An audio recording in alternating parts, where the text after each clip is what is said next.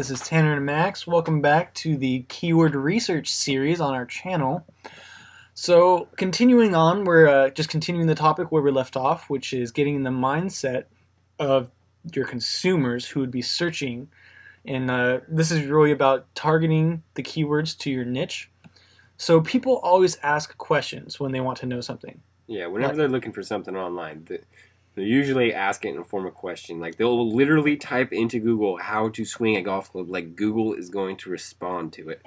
Exactly. I mean, it's people ask questions when they want to know something, so you want to target your keywords in a way that your keywords are actually in the form of a question, because that's what your people that are in your niche are going to be typing in. And I mean, this is just something to keep in mind when you're trying to come up with keyword ideas. You can also consider keywords in the form of like the questions like these. Right, and you can find creative ways to word questions because people type all types of different things into Google. You only have to get a few good targeted people. Sometimes they don't even have to be spelt correctly. Sometimes. Yeah, I mean, and your Google search engine AdWord tool will tell you everything you need to know about spelling and all that fun jazz. Yep.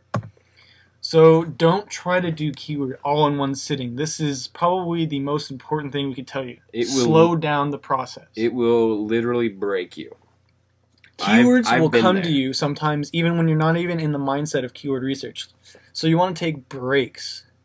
Breaks is huge. Do 2 hours of keyword research, and take an hour and a half break and do a little bit more in the evening while watching TV or whatever, you know? Keywords is definitely something that you do get better at with time. It's definitely a skill factor. Yeah, it's an acquired skill, really. In the beginning, you're just going to want to have to, just designate like half an hour where you just sit down in front of your computer and you literally think nothing about anything else except for keywords.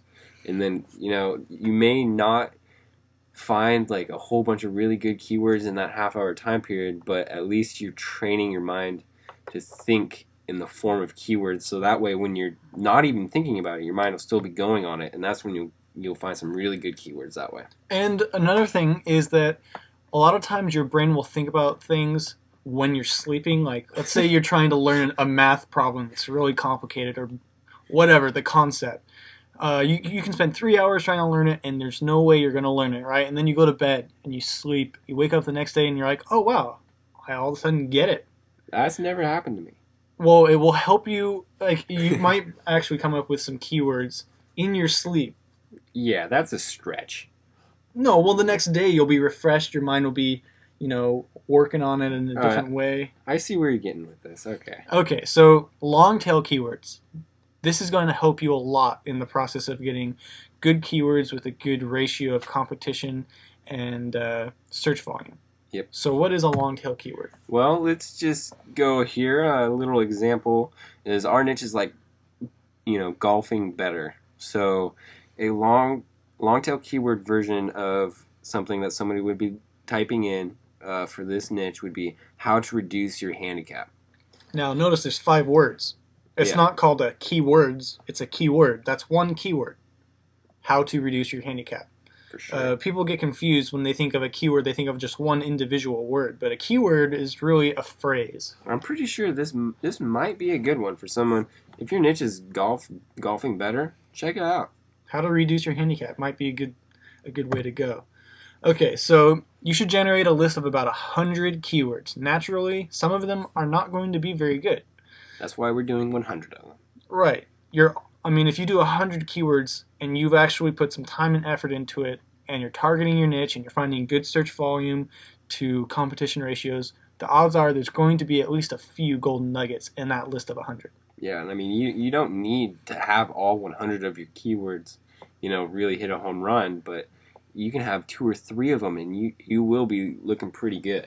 Yeah, but the problem is even if you had 100 good keywords with the good ratio and targeted and everything, you don't really know which ones are going to turn out to be those golden nuggets. Yeah. So you want to use as many of the good keywords as you can. Yeah, there's literally no way to tell without constructing and putting up your entire marketing funnel. And then once you do find out which one of your keywords are really bringing it home, we have ways where you can track that. And then once you figure out which ones are the ones that are bringing in the money, you can then refine them and strengthen them, and we'll show you how to do that too. Exactly. So this is actually the end of this volume in the series, but click on volume 3 and continue on with Yep. your keyword We're research gonna education. go into Google and the Google keyword tool and actually look up some keywords for you to follow us along with. So next one's a big one, so stick around.